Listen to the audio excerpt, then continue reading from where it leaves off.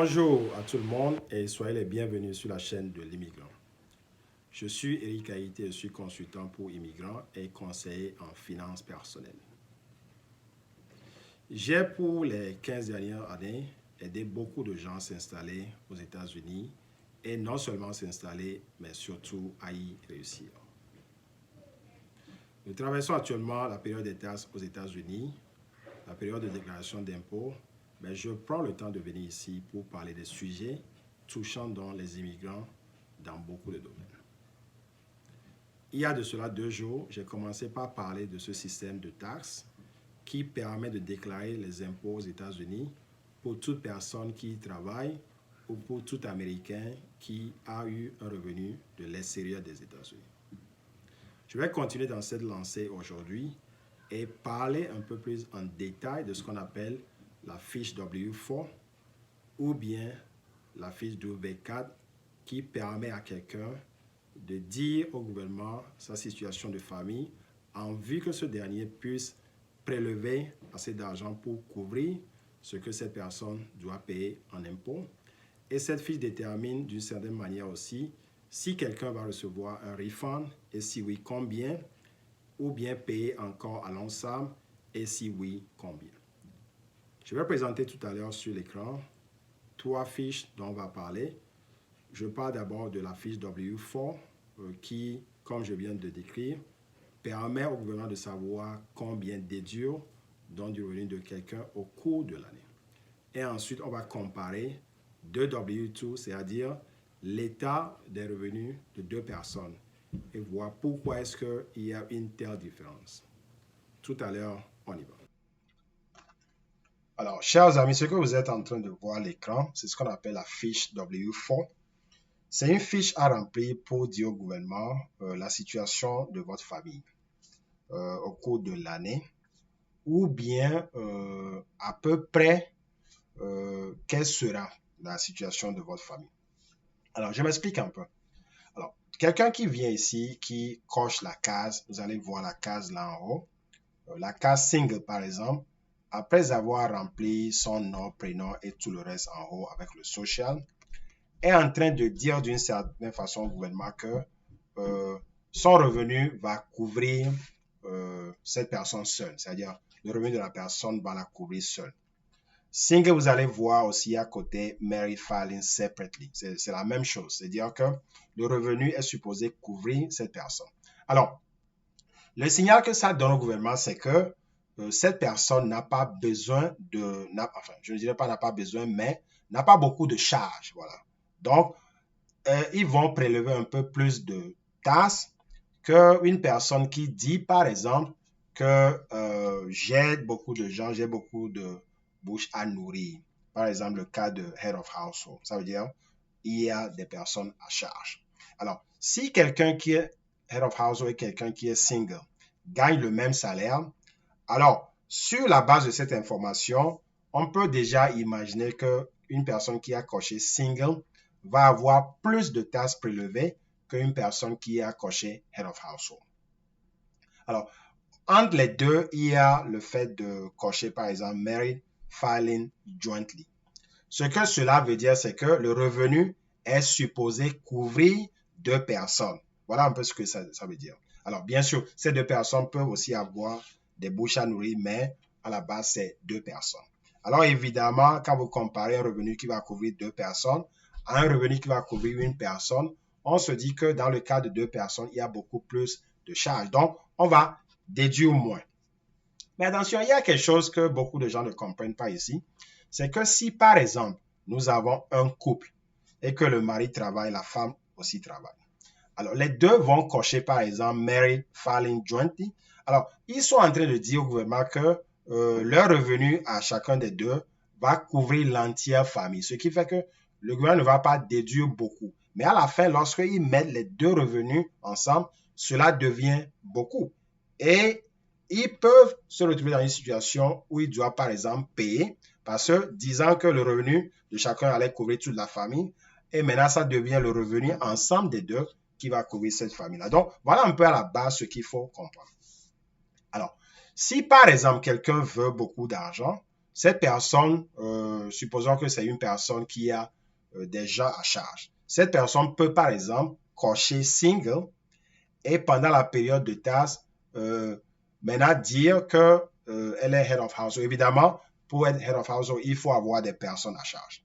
Alors, vous étiez parti du fait que vous étiez une personne seule avec un revenu qui est supposé vous couvrir et maintenant vous avez des personnes à charge. Alors, ça veut dire qu'ils avaient prélevé beaucoup plus de taxes qu'ils devaient normalement prélever vu que vous avez des personnes à charge. Mais quand vous aviez rempli la fiche W2, vous aviez mis single, donc ils avaient beaucoup prélevé. Maintenant, quand vous mettez des personnes à charge, alors vous allez avoir un gros refund. Voilà la base, comment le système marche. Maintenant, rentrons un peu plus en détail. Bon, je veux parler de... Là, j'ai parlé de la phase ou bien du step 1. Je veux maintenant rentrer dans le step 2. Le step 2 vous demande simplement, si vous avez beaucoup de boulot, de cocher une case ici. Alors, pourquoi est-ce qu'on doit cocher une case si on a beaucoup de boulot? Parce que là, on se dit que le revenu va monter rapidement. Ce n'est pas seulement limité à un seul boulot, mais nous avons dit dans des vidéos, enfin, j'avais dit quand j'avais commencé que quand le revenu monte, ce que vous devez payer aussi commence par monter. Donc, évidemment, ils vont prélever un peu plus que si vous aviez simplement un boulot unique. Donc, voilà pour la deuxième partie. Rentrons maintenant au niveau de la troisième partie. J'ai tout à l'heure parlé du fait qu'il y a certaines personnes qui ont des dépendants. Alors, quand nous parlons de dépendants, il faut voir principalement deux catégories de dépendants. Il y a les enfants qui ont moins de 17 ans et il y a d'autres dépendants. Les enfants qui ont moins de 17 ans, en fait, ce qui se passe, c'est quoi? C'est-à-dire, on leur donne un crédit de 2000. Alors, on vous demande ici de mettre le nombre d'enfants que vous avez, de prendre cela multiplié par 2000. Ça veut dire qu'en fait, si vous cochez Head of Household, ou bien vous cochez même Single, ou bien Married, et que vous mettez aussi le nombre de personnes à charge ici, ce qui va se passer, c'est qu'ils vont repartir le nombre de enfin, le montant de crédit total, ils vont diviser ça sur 12 mois. Je m'explique un peu. Supposons par exemple que quelqu'un, si cette personne était single, on allait par exemple prendre 2000 $ au cours de l'année. Et que cette personne dit, ah, j'ai un enfant à charge et met un ici. Maintenant, au lieu de prendre ce montant, on va prendre ce montant moins 2000 au cours de l'année. Alors, prenons par exemple le cas de quelqu'un qui est Head of Household. Et si cette personne était seule, supposons que vu le niveau de revenu, on allait prendre 5000 par exemple, et que cette personne a 2 enfants à charge, on va prendre 2000 fois 2, ça fait 4000. Et au lieu de retirer 5000, on va maintenant retirer 5000 moins 4000 alors, au cours de l'année. Alors, ce que ça veut dire, c'est qu'à la fin de l'année, quand on fait les taxes, cette personne avait déjà perçu ce que les enfants allaient lui donner comme avantage. Parce qu'ayant mis 2 enfants ici sur le W4. Ce serait une erreur à cette personne de penser que parce que j'ai 2 enfants, je vais toujours avoir beaucoup d'argent, alors que cet argent avait été retiré de moins au cours de l'année. Voilà ce que beaucoup de gens ne comprennent pas. Ils veulent percevoir l'argent au cours de l'année en payant moins de taxes sur leurs revenus et en même temps aussi avoir l'avantage à la fin de l'année. Si on veut beaucoup de refunds, il faut peut-être marquer ici qu'on est single et ensuite mettre les dependents ou bien les personnes à charge à la fin. On ne peut pas l'avoir de deux façons. C'est-à-dire on peut pas percevoir l'argent au cours de l'année et aussi autant à la fin. On peut avoir un surplus à la fin, ça se fait, mais ce n'est pas de manière énorme comme beaucoup de gens l'imaginent. Il faudrait faire attention là. Alors, le step 4 ou bien le niveau 4 ici, la session 4, c'est pour des gens qui ont d'autres revenus. Alors, peut-être la personne se dit, je vais payer, disons, 1200 sur les autres revenus. Bon, alors c'est juste une supposition ou bien on imagine un peu. Alors, on peut mettre, par exemple, on peut dire au gouvernement de déduire un certain montant sur chaque paycheck. Par exemple, ça peut être, disons, quelqu'un qui va payer 1200 peut dire, par exemple, au gouvernement de déduire, disons, 100 $ par mois ou bien, disons, 25 $ sur chaque paycheck, par exemple. Alors, vous allez voir ici, extra withholding. each pay period, si vous êtes payé par mois, alors $100 par mois, si c'est par semaine, $25 de plus, juste pour avoir assez à couvrir le montant extra que vous allez gagner de différentes sources, de différentes sources, j'allais dire. Alors, et après, il faut simplement signer, mettre la date et remettre ça à son employeur. Alors, évidemment, c'est une fiche qui, vous allez voir, à 4 pages. Ce que je viens de donner là, c'est juste la première page. Nous rentrons dans certaines formules ici pour faire les calculs dont je parlais. Vous allez voir, par exemple, il y a step 4, tout ça là. Alors, si quelqu'un veut voir ces détails, évidemment, vous pouvez regarder. Si vous avez des questions, n'hésitez pas à me les poser. Alors, il y a aussi un peu plus loin des cases qui vous disent à peu près ce que vous devez mettre de côté ou bien ce qu'ils vont retirer suivant les catégories de personnes ou bien les catégories de revenus dans lesquelles vous tombez. Je parle de single, married filing separately, tout ça là, suivant que vous avez un revenu qui est de bas niveau ou bien qui est un peu plus élevé. Je ne vais pas rentrer trop dans ces détails parce que ce sont des cas qui ne sont pas des plus connus, des plus communs. Je ne vais pas rentrer dans ça, mais si quelqu'un ou bien quelqu'un a des questions, je peux toujours répondre à ces questions. Donc, voilà un peu brièvement comment la chose se présente. Alors, chers amis, ce que nous avons à l'écran actuellement, c'est deux W2, c'est-à-dire le récapitulatif des revenus annuels de deux personnes. C'est sur cette fiche-là que l'on voit le revenu que quelqu'un a pu réaliser au cours d'une année fiscale et aussi on peut voir le montant d'impôt qui a été retenu sur ce revenu-là. Alors, vous allez voir qu'il y a côte à côte les W2 de deux personnes. Du côté gauche, il y a une personne qui a un revenu de 11 801. Et vous allez remarquer ici, je vous montre ça dans la case 2,